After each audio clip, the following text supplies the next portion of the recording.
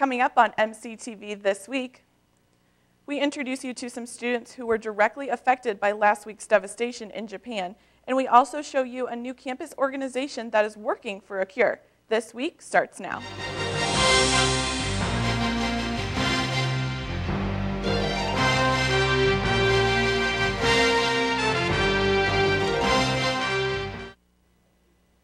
Welcome to MCTV This Week with Haley Turner. I'm Michelle Nutting. Thanks for joining us. In light of recent natural disasters in Japan, I sat down with two foreign exchange students to get their reaction on the devastation that happened in their country. At first, I didn't imagine that this earthquake was so huge and so terrible one, but so I just like, oh, earthquake again or something like that. But after I know the news or many informations, I know how serious it is, and then I was so shocked because my hometown is not so shocked, but my hometown is also north side of Japan, so it's kind of near to the destroyed place. So I was so shocked. The tsunami and earthquake took place in North Japan, but my family lives in Tokyo, so which is far from the North Japan. So my family is all safe and didn't get any damages. Actually, what I'm thinking about first is that I'd like to make sure my family is all safe or not. So first, my reaction is to send an email to my family and waiting for the response. Next week, we will take a look at how Ono and Yaskawa are currently working on ways to help out Japan. Spring is just around the corner, which means activities like frisbee golf, baseball, and fighting cancer are back in full swing. Jamie Shingothi tells us more. Jamie? Although Monmouth is unable to hold its traditional Relay for Life, Colleges Against Cancer, a new organization, still wants to show the campus the importance of cancer awareness. Every week, Colleges Against Cancer meet in the private dining room to discuss their upcoming events. Before break, Colleges Against Cancer sold UV bracelets for $1. Well, right now we are working on selling UV beads to raise awareness about skin cancer. Sign-ups for the Condensed Relay for Life, which is Saturday, April 16th from 6 p.m. to midnight, starts this Tuesday. Teams can sign up for a fee of $5. If you'd like to find out more information about Colleges Against Cancer, you can attend their meetings on Tuesday at 7:30 in the private dining room of Stockdale or contact Casey DeRue. Thanks, Jamie. Before break, the Classics Department at Monmouth College held its annual Bernice L Fox Classics Lecture Series. The Classics Department invited Professor John Gruber Miller of Cornell College to speak to the department and classic students. Gruber Miller focused on his talk on Pausanias, a 2nd century Greek who kept notes on the art and geography of Greece at the time. For some classic students, though, this was not the first time they've been introduced to Gruber Miller. My freshman year, I actually had a project that needed a source for. I was tracing the path of Jason and the Argonauts, and so I was going around to see where these sites could have actually been, and Pausanias was the only source I used.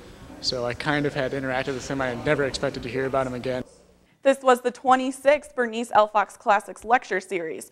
This event is named for former Monmouth professor Bernice Fox.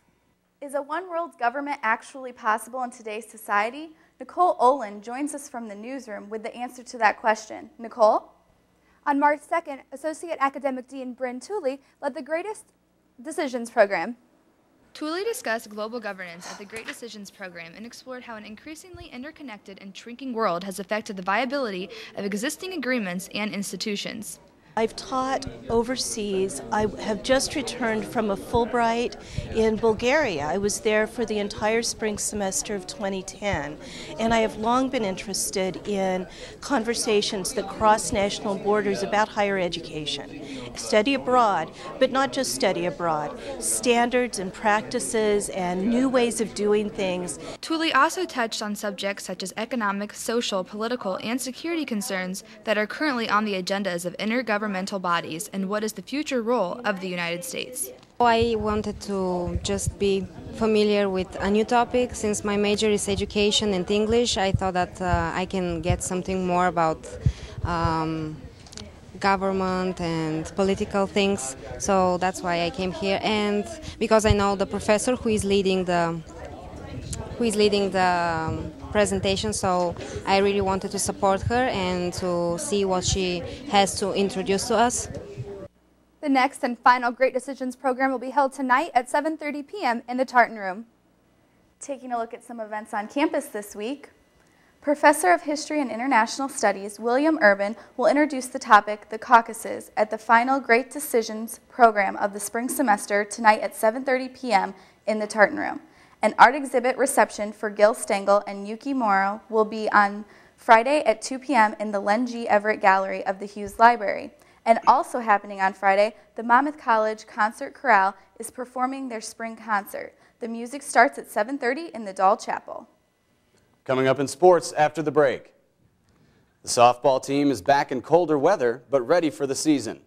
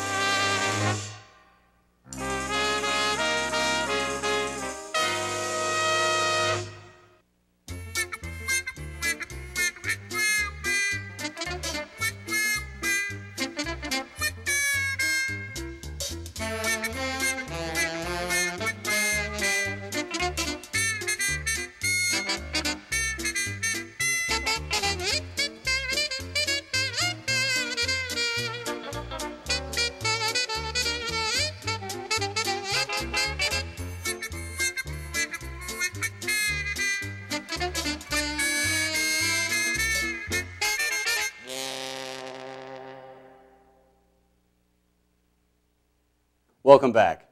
With only one senior returning, the softball team is looking to do big things this season in the Midwest Conference. After going 3-4 on their spring break trip to Claremont, Florida, the Scots know they have things to improve on, but feel they're headed in the right direction. After hitting a solid .309 average as a team last year, the young squad is looking to do it again this season. They open up their conference season this Sunday with a doubleheader at Cornell College. Haley and Michelle will be back right after this. Here are your scores for this week.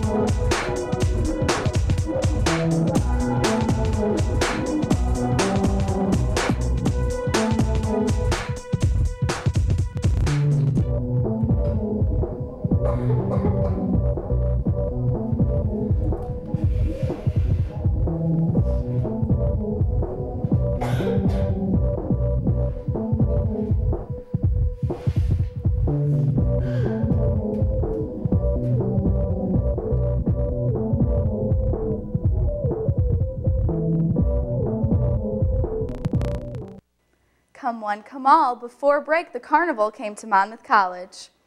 On Wednesday, March 2nd, ASAP's After Hours was a carnival. Students could participate in many different carnival games, win tickets, and trade them in for prizes. The games ranged from shooting a basketball into an inflatable hoop and having a balloon popping race, to knocking over milk bottles with a baseball and throwing darts at a yellow star. Along with the many fun carnival games, students were given the opportunity to make their very own spin art. After Hours is a good time just in the middle of the week to go and take a break from studying and hang out with friends and eat some good cheese fries that they have there. It's just a fun place to go and hang out. ASAP's next event will be another After Hours starting tonight at 9:30 in the Stockdale Center. And that's MCTV this week. I'm Ross Donnan. And I'm Haley Turner. Make sure you tune in next week for a new edition of MCTV This Week. And I'm Michelle Nutting. You can also watch us on the web by going to monm.edu/mctv. You can see we have our new set donated by WQAD. We would like to thank WQAD, and we would also like to thank the Monmouth College maintenance staff for all their hard work. We'll see you next week.